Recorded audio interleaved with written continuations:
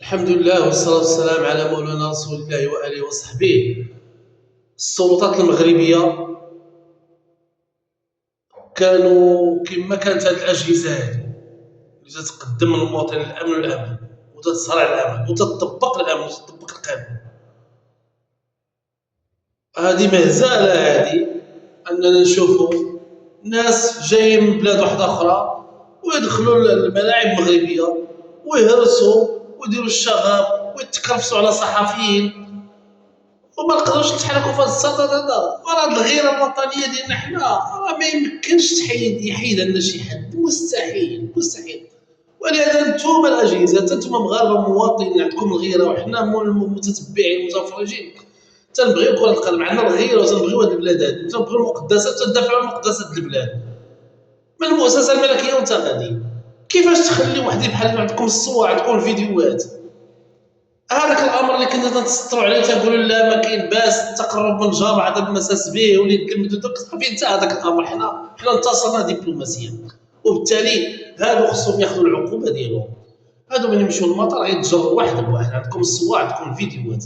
الاجهزه المغربيه الله يجازيكم بخير، حنا مغاربه وطنيين راه بقى فينا الحال بزاف. واحد ما عندوش نسب تاريخي ما عندوش وبالتالي ما عندوش اخلاق ما عنده حتى شي حاجه.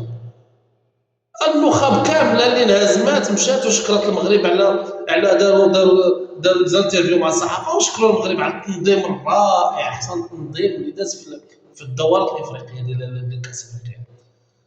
ومشاو تصوروا مع المغاربه وتصوروا من لي زاربيط ومن اللعابه من الطاقم من التقنيين كلشي، وشكروا المغرب على التنظيم وعلى الفنادق وعلى الامور اللي جهزوها لهم على اعلى مستوى اللي ما عمرهم شافوها في شي تنظيم افريقي داز من قبل. ومشاو بسلام بخير وعلى خير، الجماهير ديالهم راقيه حضاريه ومشاو تيديروا الكومونتيرات ديالهم. ولكن هذه المزبله التاريخيه ما شاء الله لا حول ولا قوه الا بالله. راه الاجهزه المغربيه راه مشى داك الشيء صافي، داك الشيء انتهى، داك الشيء اللي كنا تنسطروا ونقولوا راه انتهى. دابا عطينا الله يعطيك الخير، راه عندنا مسطره قانونيه، جيتي لواحد البلاد اخرى خربتي ورستي غادي تدوز في المسطره القانونيه ودير وتمشي للعقوبه الحبسيه، دوز العقوبه الحبسيه ديالك ومن تسالي العقوبه الحبسيه تمشي بحالك البلاد ديالك. دابا هذا كون دارها في فرنسا ولا اسبانيا ولا في المانيا غيبقاو يتفرجوا فيه؟ مستحيل.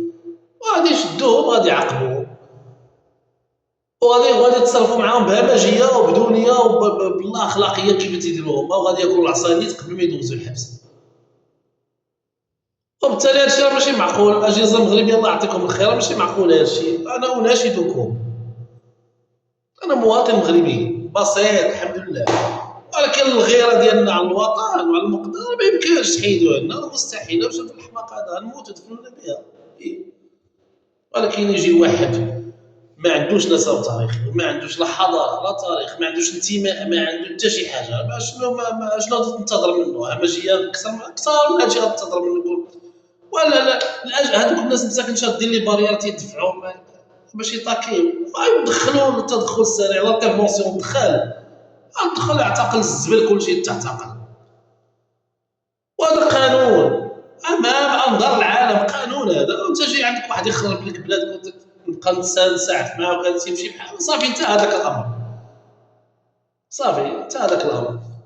وبالتالي الله يجزيكم بخير، خذوا الثار ديال المغاربه في هذا الباب هذا. هذه رياضه هذه تيموتوا عليها المغاربه وتيحضروا لها العائلات، فيهم الاباء والامهات والوليدات ديالهم بناتهم ولادهم. علاش غادي يديروا لنا الناس بحال هكذا؟ علاش الا ما تلقاوش لهذا المستوى انتم واخا درتوا الفيزا عليهم تدخلوا مسروا الفيزا دخلوا، ولكن هذه الاخلاقيات هذه الاخلاق ديال الكرهوني بكل صراحه. هي مزبله تاريخيه صنفها العالم الجديد الذي يحكم الان في الركن الزاويه. باش تواجهه؟ ما عندك شيء، ما عندك شيء تاريخ، ما عندكش باش غادي تواجهنا، ما عندك شيء. وبالتالي خسرتي. بقى روح رياضيه قدم هذا وسير بحالك الله يسهل عليك. اما باش نتفرجوا حنا لا. وانا ما تنحرضش، هذا راه ماشي خطاب تحريضي لا، ولكن هذه يبقى فيك الحال. انت مغربي يبقى فيك الحال، نشوف ذوك المناظر عندك في بلادي يبقى فيا الحال. السلام عليكم.